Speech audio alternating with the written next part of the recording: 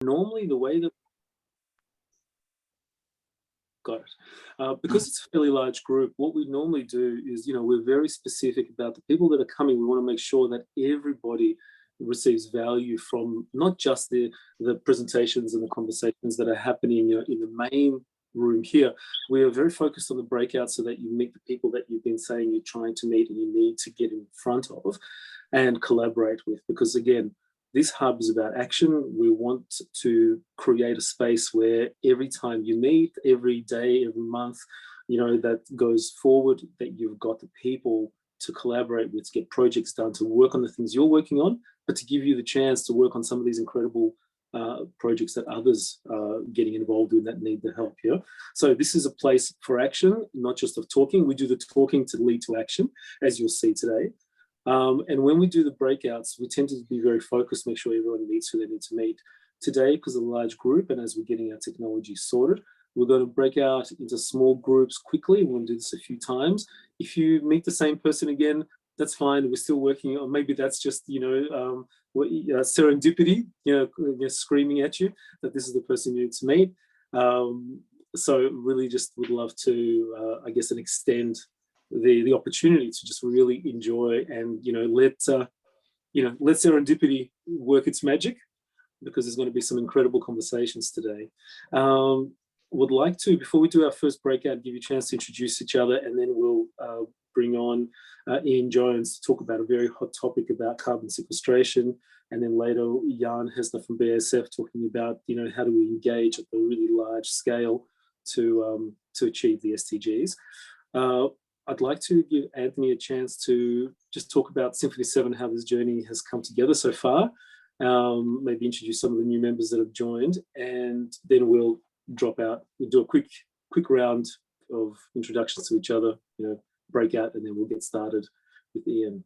So Anthony, over to you. Thanks, Vlad, and thank you, everybody. Thanks, Christine. I know in Palawan you're a couple of hours behind, so this is a really early morning for you. Thanks for joining. Thank you. Thanks to everybody for being here. Vlad, in terms of Symphony7, what's the journey? I've known for a very long time now that the reason I'm alive is to increase mine, my family's, and the world's joy. I say a long time, it's probably 12 years ago that I made that realization. And I began asking, coming from a corporate background, what is it that we could do that would allow us to combine profit with humanity and the environment? In other words, how could we actually use profit as a force for good? And over a period of time, the vision for Symphony7 came. And as an organization, Symphony7 is now on a very clear mission. We have a very clear vision that we wish to build a global community of people and of businesses, all of whom are pursuing profit for good, all of whom believe that anything is possible and that together we're better, so that we could head in the direction of major uplift for the environment and planet Earth, and also that we could reach a milestone by around 2035 of having positively impacted the lives of at least 1 billion people, ideally using a blueprint that could then be replicated around the globe. And I know originally a few people said, Anthony's a crazy guy, 1 billion people, how on earth will you do that? I won't name names yet, but I'm pleased to confirm that the member base has been growing.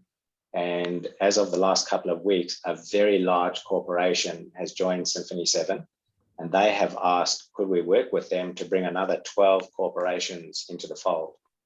And when we start to think about working with mid-tier businesses and large businesses and with amazingly well-intended people, such as all the people who are in the room here today, that vision of reaching impact for 1 billion people gets easier and easier. And I am strongly encouraged, seeing people here today like this puts a lot of wind in the sails. And we run a quarterly forum specifically around sustainability. And when I look at some of the introductions that Julie Green has made, Julie, thanks for being here today. Thanks for introducing various people. I know you sit on the board of the RACV, Greening Australia, Bendigo Health, and a couple more. And I know that you introduced Ian Jones, who's with us today. Ian, if this community can play a small role in helping your business to be successful, your business is going to positively impact the lives of tens, if not hundreds of millions of people.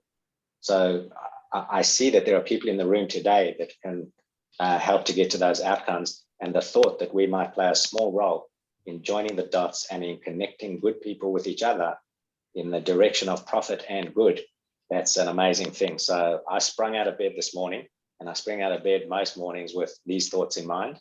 And with that as the backdrop, with that as the context, I'm glad you mentioned if I could name some of the members. So James, I can see your photo, but I can't see your face at the moment. James McGregor is the founder of an organization called Blue Tribe. James, I know we're in different states in Australia, but that doesn't matter. This particular hub is very specifically global. It's not a Melbourne adventure. And I know James's organization consults to organizations on sustainability. They also help with startup organizations that are going after sustainability. And they also have a TV show. So terrific to have you in the room today, and terrific to have you as part of Symphony7. Ian Jones, I've mentioned. You'll hear from Ian in a fair amount of detail about carbon asset solutions. Thank you so much for being a member. Noreen Mosley, if you can give a wave so people can see who you are. One of the most well-intended and well-connected people. Thank you for being a member of Symphony7. And did I see Tuong? Is Tuong Tran in the room? Tuong, thank you. I can see you waving there. Thank you for being a member, and also thank you for the work that you're doing for and with Symphony7 to help us really understand what do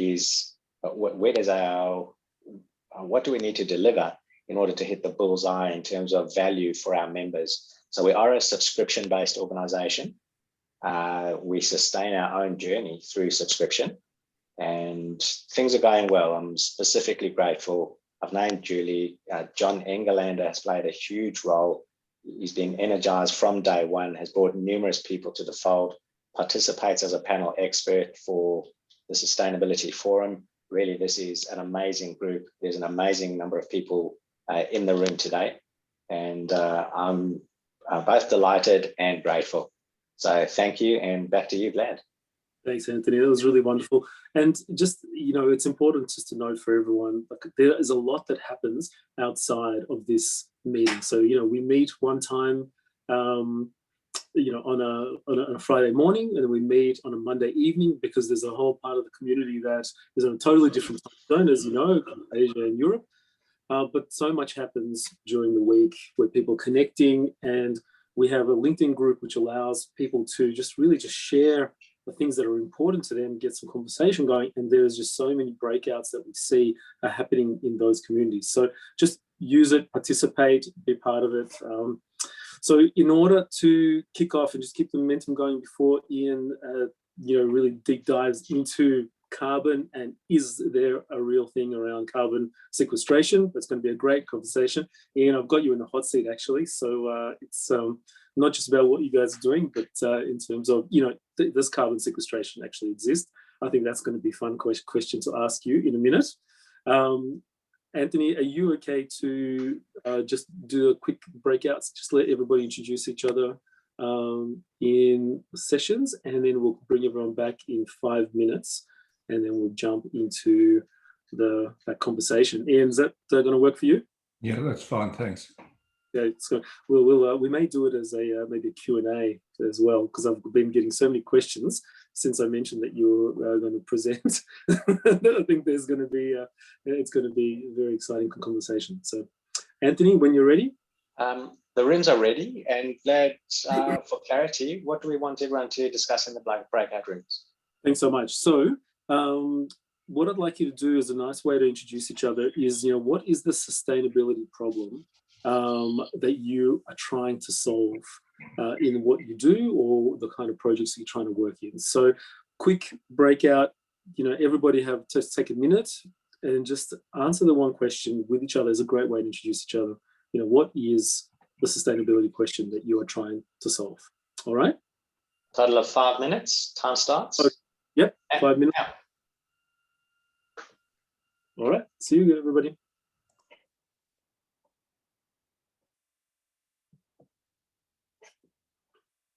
And Anthony, if you're able just to pause the record, that'd be great. Nobody wants to hear, in the breaks, nobody wants to hear Anthony and I just chit-chatting. It's not that exciting, I can promise you. Welcome everyone back. That was fantastic. And, you know, it was just Helen and Ian were just sharing just the synchronicity of, you know, their meeting, you know, that they holiday in hotels opposite each other in Nice when they did. You know, it was just one of these interesting moments. And I think this is what's important, is that I hope that everyone really just took the opportunity to just let, you know, synchronicity happen, because I think that's what we're going to see a lot of today. And, you know, I guess let's dive into the conversation with Ian Jones.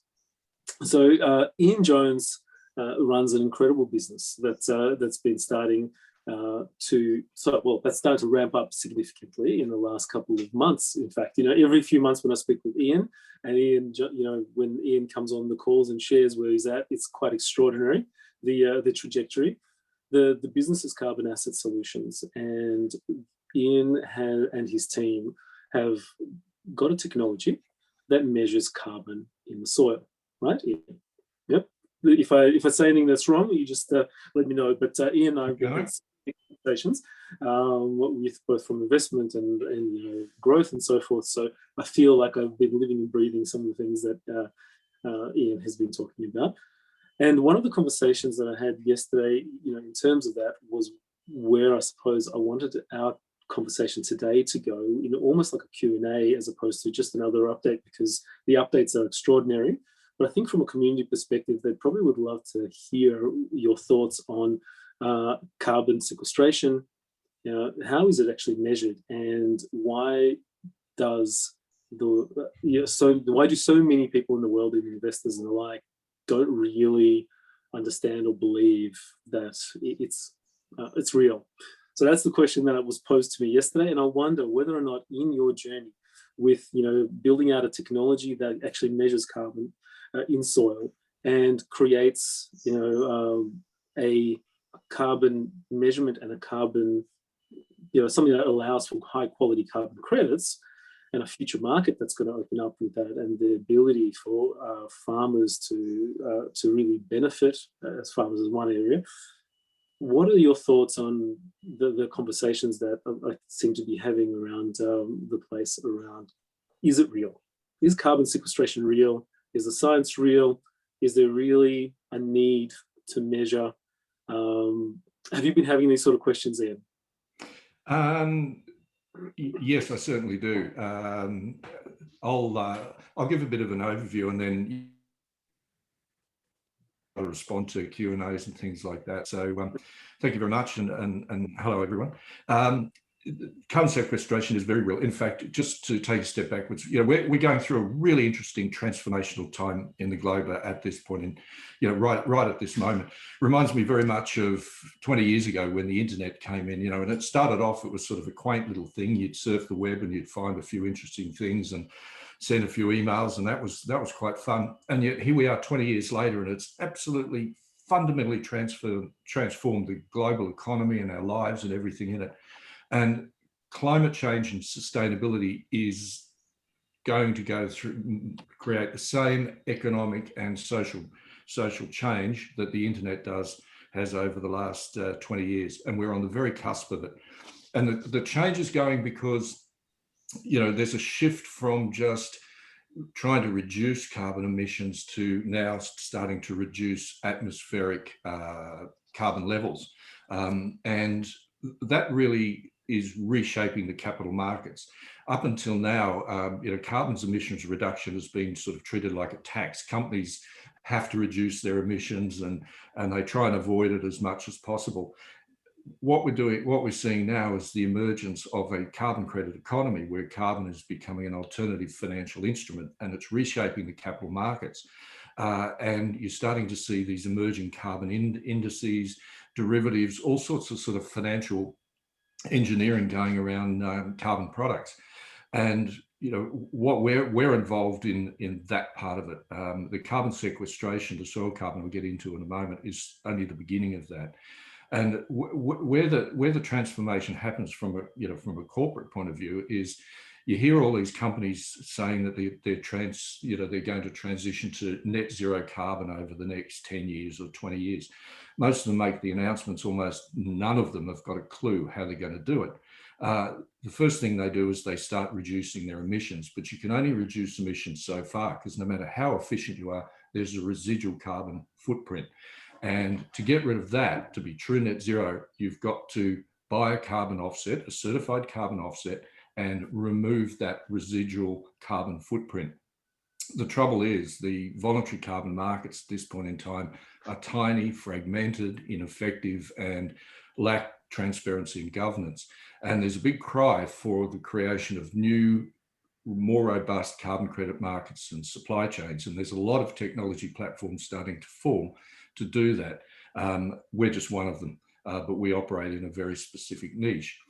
But what that means for companies and for CFOs and things like that is, instead of just treating carbon as a financial impost which sits on their P&L, they can start looking at forward purchasing carbon credits and hedging against future carbon price increases and things like that. And this is some of the financial engineering that we're doing. We can forward sell to a company that's wanting to transition to net zero carbon credits over 1, 2, or 3 years. They can sit on their balance sheets. They can trade them as financial assets. They can create derivatives from them, all sorts of things. So you're starting to see a whole new emerging financial set of models going into corporate management, for CFOs and for accountants and things like that. So it really is a whole architecture that's starting to shift through the system. So having said that, carbon sequestration itself simply means taking it out of the atmosphere and sticking it into something that's not going to escape. Everybody knows the most obvious way, which is planting trees. Planting trees is great for PR, but it's not the most efficient way of soil carbon sequestration. By far the most efficient of carbon sequestration. By far the most efficient way is sequestering carbon in soils. That was found by the United Nations panel in 2018. The problem is that measuring the carbon in a soil, certifying it and selling it to the carbon markets has not been possible up to now, really because of the lack of precision in terms of the measurement and the high cost of verifying and auditing the system. So what we're doing as a company is changing that through a whole digitized model, so we can fast track the supply of carbon credits out of soil into the emerging voluntary carbon markets. What the net result of that is a transfer of wealth into rural and regional communities, into farming operations, things like that. So it's got a double sustainability effect. One is reduces atmospheric carbon. Secondly is it impacts directly on 9 of the other sustainable development goals and indirectly on another 6. So it's a significant development in terms of sustainability. There's a lot of interest and a lot of focus on it globally to get the models right. We are one emerging technology platform in this. There'll be a whole bunch of others, obviously, over the years. So that's us. I'm more than happy to respond to specific questions. That'd be awesome. Well, let me open it up. Does anybody want to ask anything specifically about that? Because I've got more comments and questions too. Go ahead. Just unmute and ask your question. Yeah, I'm going to ask. I should. I know Ian very well, but I'm just curious about. I know the accreditation of this sort of stuff is quite complicated. Because it's sort of breaking new ground, and if you look at the agencies around the world, they sort of don't quite know where to start with you, Ian. So where's your positioning on that side of things at the moment? Yeah, so we've set out to create our own new global standard. There's a whole bunch of standard certification bodies that sit around the globe and sort of give the stamp of approval or the tick to various carbon projects, whether they're tree-based, whether they're soil-based or ocean-based or whatever it is. And the most well-known of these are Gold Standard, which is from Europe, or Vera, which is from the United States. Most of these methodologies, in fact, all these methodologies as it relates to soil, is really based on very inaccurate measurements and then estimations of what the likely accrual is. So they do an inaccurate measurement and then they estimate what it's going to be. Then they go back and they do another inaccurate measurement in 5 years and guess. So it's sort of guessing upon guessing. And as a result, layers of consultants sort of sit on top of this to make sure that the guesswork is at least believable. And that's why the soil-based carbon credits are not really accepted in the global markets. There's too much lack of precision, and the cost of all this is just prohibitive. So it doesn't work. And so when we developed our technology platform, which is really all digitized, we realized that we didn't sit well within these existing frameworks, but we could go back to the core underlying methodologies, which is the global ISO standards, and create our own new global standard under that particular, under these two particular ISO methodologies, which is precisely what we're doing. We're about 3/4 of the way through the process. It's not fun, but once we get through that, we're going through the field trials at the moment. We're doing those in the United States. We're about to transfer those to Canada. Then we'll come out and we'll be a new global standard for soil-backed carbon credits based on a fully integrated digital measurement, recording and audit system. So we'll basically compress what is a very expensive, many months long process into a fraction of the cost and almost immediate digitization platform. So that's where we'll sit. It's quite significantly different once we finally get the bits and pieces in place.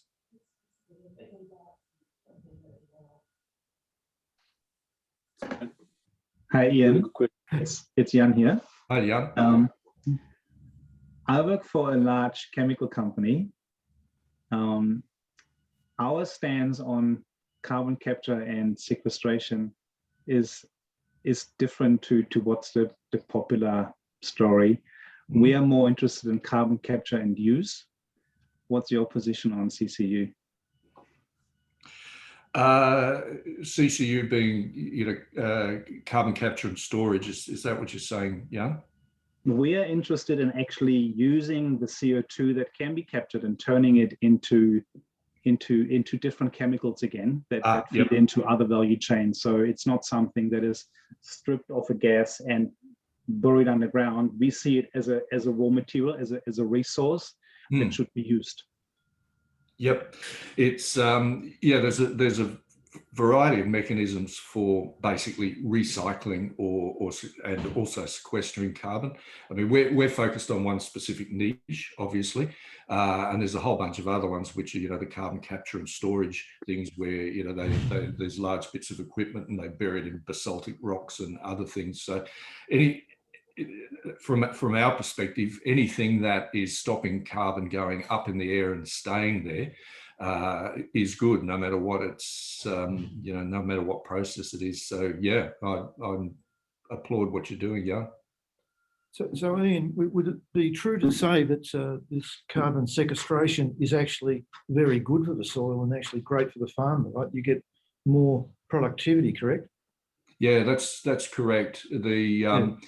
Roughly speaking, a good natural soil has around about 5% carbon content, roughly, and that makes it really healthy. There's good, what they call soil biome, all this biological activity and all this natural stuff that's kind of happening in there, and that grows stuff really, really well. And nature's been rather clever at making it like that for a couple of billion years. But if you plough the soils, it kind of wrecks the ecosystem. Carbon goes up, carbon doesn't go back down. And as a result, average soil carbon content in soils today is about 1 to 2%. So that 3 to 4% is up in the atmosphere, which is estimated to be about 1 trillion tonnes of CO2. you put it back in the soil, then you get increased productivity, fertility. Typically, again, a well-established sustainable farm will improve crop yields by about 40%, reduce their chemical fertilizers by about 80%, their fuel usage by about 40 to 50%, and significantly improve their water retention. So it's beneficial all round. So for a farmer to move to sustainable farming, not only do they make significant additional revenues from the sale of carbon credits, if they can sell them through precision platform, but they get all the other financial and economic benefits as well. So the yields go up and their inputs go down. So it's a win-win right across the board, which is why we wanted to focus so much on trying to solve this problem, which hadn't been solved for 20 years. So yeah, thanks, Harry. I just wanted to make a comment. It's Nick Gonios here. I always look at systems from a with the band-aids that we put on them versus the complete reset that should be happening. And it sounds like, Ian, that industrialized farming, this solution that you're bringing to market is a band-aid to the industrial farming problem of the world, where we are continuously trying to drive process and optimization of industrial farming capability, which is actually creating the problem in the earth, versus focusing on regenerative farming and pushing towards that as the solution. And actually delivering a platform for regenerative farmers to actually track and measure the increase in carbon and carbon sequestration that they actually are creating. So what are your thoughts on that? Funny enough, before you get there, actually, this week's, last month's Financial AFR magazine had an article in there around rich listers talking about doing business for good. And Alistair McLeod, who owns a massive cattle station, I think, announced in January that they actually had a relationship with Microsoft now, where Microsoft paid them $500,000 for. I'll read the paragraph. In January, the potential of McLeod's venture was recognised when Microsoft agreed to pay $500,000 for Wilmot's carbon credits as part of the tech giant's push to not only offset its current carbon emissions, but all the emissions that it has created. It is the single biggest trade of carbon credits by an Australian farming business. It's quite interesting to read that. Just your thoughts on farming versus regenerative agricultural farming. What our technology financially supports is the transition to regenerative agricultural farming, to create a carbon sequestration pathway, or the process that we go through for a farmer to become part of our program under our ISO methodology. They have to agree to implement certain practice changes, regenerative agricultural practice changes, no-till ploughing, cover crops, reduce fertilizer. There's a list of about a dozen things that they can choose, one or all. Without that practice change, they don't become part of the program. Okay. And so we are a catalyst for the shift away from industrial chemical farming towards sustainable farming. Globally, the large agribusiness operators like Nutrien, Bayer, and others who've traditionally made their fortunes out of industrial chemical farming see the writing on the wall, and they're starting to pivot towards sustainable farming as well. So they're looking for precision carbon measurement solutions to facilitate the supply of capital from capital markets to transition to sustainable farming. So we're talking to all these enterprises as to how we can work with them. So we're on the cusp of, again, this sort of massive change. I think I was having a discussion earlier this morning on the emergence of new brands of foods and consumer goods. And it'll be a bit like when you go into the supermarket to buy eggs today. You can either buy the caged eggs where the poor chicken has had a miserable life, or the organic free range eggs, or just free range. In the future, you'll find that there'll be an emergence of products that have grown by sustainable farming methods, grown by nasty industrial chemical methods, and then organic. There will always be a position for organic because some people like organic, but there'll be this bit in the middle where it's not organic, but it's about sort of closer to it. So And already some large fast-moving consumer goods companies are starting to put carbon footprints, assess carbon footprints on their individual brand products. So we're going to see that. You'll go into the supermarket, in a couple of years' time, and you'll pick up, a product that you want to buy, and you'll be able to see, well, this particular product's got a carbon footprint of 0.1 kilograms of carbon, and this one's got 0.05 kilograms of carbon. So you'll be able to make those kind of choices, and we're not far off that. So, and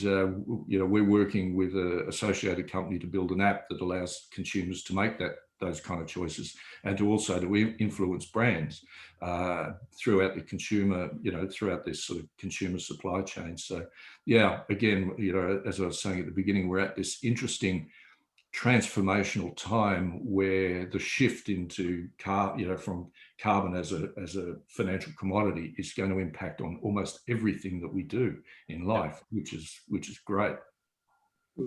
Can I and that's an awesome question, because I think there's something to be said about the transition period. We see it with EVs, we see people, the transition out away from diesel and other fuels. There's a transition piece. Brilliant question, thank you. I was going to just also ask Ian, because I know that we've got some time constraints. There's also, in the business, it's probably worthwhile just letting those know here, and especially those who unfortunately couldn't make it, and some have dropped out and can't get back in because we're recording. So what we're going to do is, after this, we're just going to stop the recording and let those people come back in. But what I did want to ask is, I will at least give you a space to talk about, where is your business at the moment? What is it that you're looking for now? Because I know you're going through a capital raise, you're looking for partnerships. Are you able to just kind of to summarize, let people know, because remember, this is going to go quite broad, a lot of people are going to see this. What are some of the things that you're looking for right now? We're going through our second capital raise at the moment. We did one earlier this year, closed that off pretty quickly. We just started another one at the beginning of June. We've got an awful lot of interest, particularly from US venture capital funds. I think I've done 9 pitches this week so far to US VCs, because there's so much action in this space. But we want to get more Australian investors on board, and we don't want to be captured by the big American VC market, so we have to be careful on that. We've got a number of investors come in already over the last 2 weeks, which is great. We've just set up operations in Canada. We're focused initially on commercially rolling out in Canada, because it's the Canadian government has priced the current price of carbon in Canada is $50 a tonne. They're pushing it up to $170 a tonne by the end of this decade. So that's putting enormous pressure on on industry and rural operators in Canada to create vibrant offset markets. I mean, that's a huge price, and that's all legislated and mandated, so they've got no choice. And as a company that's supplying carbon credits, obviously we're interested in being where the really big price is. So we've set up operations there. We're capitalising it. We've got 5 Canadian partners in place. We're expanding our operations in the United States, and we'll look at commercially rolling out in Australia and Europe and the UK progressively during 2022. We're going through our last stage certification and field trials and all the bits and pieces, and connecting the bits of software across the blockchain and the other bits, and seeing which pieces of software mesh nicely and which pieces of software shoot sparks all over the place. There's always that going through when you're developing software platforms. So yeah, so the rest of 2021 is really just consolidating, integrating, developing our strategic partnerships with the agribusiness companies and with the global operators for offset, selling the offsets, which we're doing now. So that's us. There's an awful lot happening, so everybody's feeling sort of a little stretched, to put it mildly. But yeah, it's great. I've been doing startups for a very long time. and they're exciting when you get to this phase, because during the early phases you wonder, is it ever going to get off the ground?